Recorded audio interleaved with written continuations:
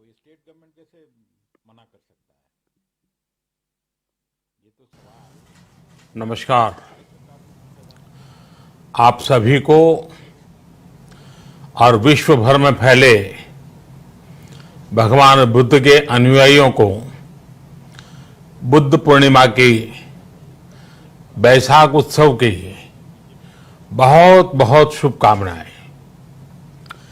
ये मेरा सौभाग्य है कि मुझे पहले भी इस पवित्र दिन पर आपसे मिलने, आप सभी से आशीर्वाद लेने का अवसर मिलता रहा है। 2015 और 2018 में दिल्ली में और साल 2017 में कोलंबो में मुझे इस कार्यक्रम से जुड़ने का, आपके बीच आने का मौका मिला था। हां, इस बार परिस्थितियां ही कुछ और हैं, इसलिए आमने सामने आकर के आपसे मुलाकात नहीं हो पा रही। साथियों, भगवान बुद्ध का वचन है, मनो पुब्बम गमा धम्मा, मनोसेट्टा मनोमया, यानी धम्म मन से ही होता है, मन ही प्रधान है, सारी प्रवृत्तियों का अगुवा है। इसलिए आपका और मेरा मन का जो जुड़ाव है, उसके कारण सशरीर उपस्थिति की कभी उतनी महसूस नहीं होती। आपके बीच आना बहुत खुशी की बात होती, लेकिन अभी हालात हमें वो परमिट नहीं करते हैं और इसलिए दूर से ही टेक्नोलॉजी के माध्यम से आपने मुझे अपनी बात रखने का अवसर दिया। इससे बढ़कर के संतोष और क्या हो सकता है। साथियों, लॉकडाउन की इस विकट परिस्थितियों में भी वर्चुअल बैसाख बुद्ध पूर्णिमा दिवस समारोह, इसके इस आयोजन के लिए अंतर्राष्ट्रीय बौद्ध संघ प्रशंसा के पात्र है। आपके इस अभिनव प्रयास के कारण ही इस आयोजन में विश्व भर के लाखों अनुयायी एक दूसरे के साथ जुड़ रहे हैं। लुम्बिनी, बोधगया, सारनाथ और कुशीनगर के अलावा श्रीलंका के श्री अनुराधापुर स्तूप और वासुदेवा मंदिर में हो रहे समारोहों का इस तरह एकीकरण कितनी अद्भुत कल्पना है, कितना सुंदर दृश्य है। हर जगह हो रहे पूजा कार्यक्रमों का ऑनलाइन प्रसारण होना अपने आप में अद्भुत अनुभव है।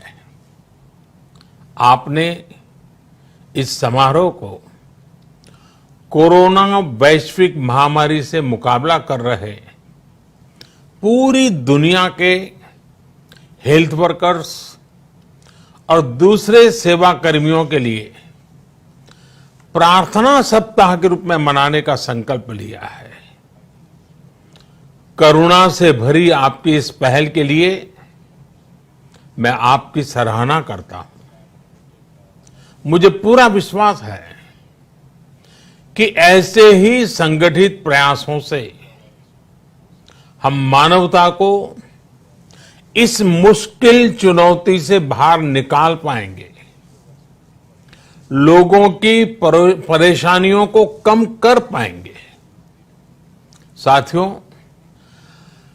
प्रत्येक जीवन की मुश्किल को दूर करने के संदेश और संकल्प ने भारत की सभ्यता को, संस्कृति को हमेशा दिशा दिखाई है। भगवान बुद्ध ने भारत की संस्कृति और इस महान परंपरा को बहुत समृद्ध किया है। वो अपना दीपक स्वयं बने और अपनी जीवन यात्रा में दूसरों के जीवन को भी प्रकाशित करते रहे। और इसलिए बुद्ध किसी एक परिस्थिति तक सीमित नहीं है, किसी एक प्रसंग तक सीमित नहीं है। सिद्धार्थ के जन्म, सिद्धार्थ के गौतम होने से पहले और उसके बाद इतनी शताब्दियों में समय का चक्र अनेक स्थितियों, परिस्थितियों को समेटते हुए निरंतर चल रहा है। समय बदला, स्थिति बदली, समाज की व्यवस्थाएं बदली, लेकिन भगवान बुद्ध का संदेश हमारे जीवन में निरंतर प्रवाहमान रहा है। ये सिर्फ इसलिए संभव हो पाया है क्योंकि बुद्ध सिर्फ एक नाम नहीं है, बल्कि एक पवित्र विचार भी है। एक ऐसा विचार जो प्रत्येक मानव के हृदय में धड़कता है, मानवता का मार्गदर्शन करता है। बुद्ध त्याग और तपस्या की सीमा है। बुद्ध सेवा और समर्पण का पर्याय है। बुद्ध मजबूत इच्छा शक्ति से सामाजिक परिवर्तन की पराकाष्ठा है।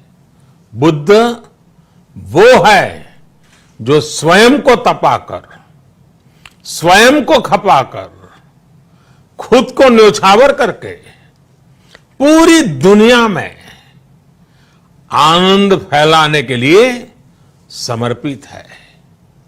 और हम सभी का सौभाग्य देखिए, इस समय हम अपने आसपास ऐसे अनेकों लोगों को देख रहे हैं जो दूसरों की सेवा के लिए, किसी मरीज के इलाज के लिए, किसी गरीब को भोजन कराने के लिए, किसी अस्पताल में सफाई के लिए, किसी सड़क पर कानून व्यवस्था बनाए रखने के लिए 24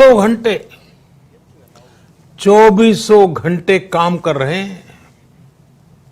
भारत में, भारत के बाहर ऐसा प्रत्येक व्यक्ति, विश्व के हर कोने में ऐसा प्रत्येक व्यक्ति अभिनंदन का पात्र है, नमन का पात्र है।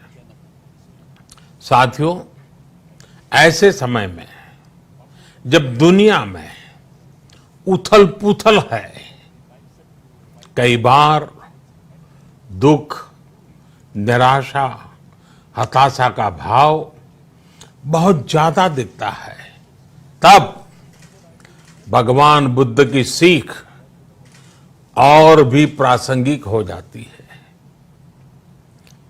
भगवान बुद्ध कहते थे कि मानव को निरंतर ये प्रयास करना चाहिए कि वो कठिन स्थितियों पर विजय प्राप्त करे, उनसे बाहर निकले।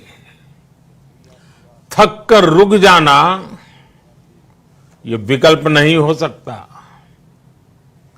आज हम सब भी एक कठिन परिस्थिति से निकलने के लिए निरंतर जुटे हुए हैं, साथ मिलकर काम कर रहे हैं। भगवान बुद्ध के बताए 4 सत्य यानी दया, करुणा, सुख दुख के प्रति समभाव और जो जैसा है उसको उसी रूप में स्वीकारना। ये सत्य निरंतर भारत भूमि की प्रेरणा बने हुए है।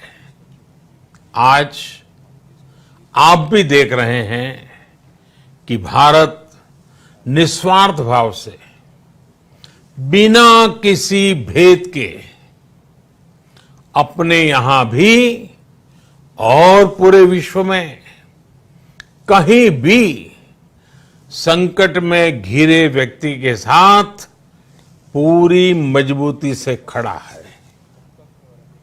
लाभ हानि, समर्थ असमर्थ से अलग हमारे लिए संकट की ये घड़ी सहायता करने की है। जितना संभव हो मदद का हाथ आगे बढ़ाने की है।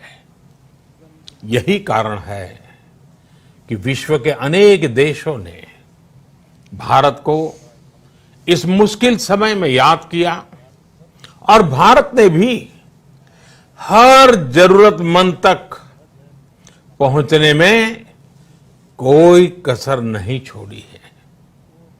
भारत आज प्रत्येक भारतवासी का जीवन बचाने के लिए हर संभव प्रयास तो कर ही रहा है, अपने वैश्विक दायित्वों का भी उतनी ही गंभीरता से पालन कर रहा है। साथियों, भगवान बुद्ध का एक एक वचन, एक एक उपदेश मानवता की सेवा में भारत की प्रतिबद्धता को मजबूत करता है। बुद्ध भारत के बोध और भारत के आत्मबोध दोनों का प्रतीक है।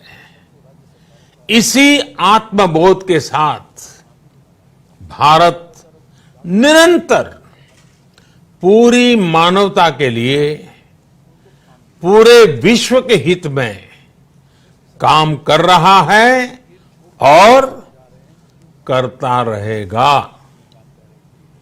भारत की प्रगति हमेशा विश्व की प्रगति में सहायक होगी।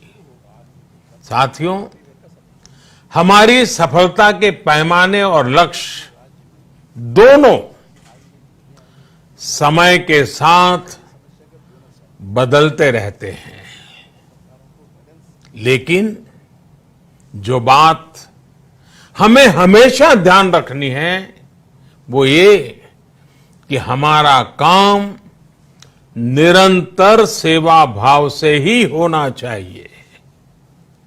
जब दूसरे के लिए करुणा हो, संवेदना हो और सेवा का भाव हो तो ये भावनाएं हमें इतना मजबूत कर देती हैं कि बड़ी से बड़ी चुनौती से आप पार पा सकते हैं। सुप्पबुद्धम पबुज्जन्ति सदा गौतम सावका, यानी जो दिन रात हर समय मानवता की सेवा में जुटे रहते हैं वही बुद्ध के सच्चे अनुयायी हैं। यही भाव हमारे जीवन को प्रकाशमान करता रहे, गतिमान करता रहे। इसी कामना के साथ आप सभी का बहुत बहुत आभार। इस मुश्किल परिस्थिति में आप अपना, अपने परिवार का, जिस भी देश में आप हैं वहां का ध्यान रखें अपनी रक्षा करें और यथासंभव दूसरों की भी मदद करें।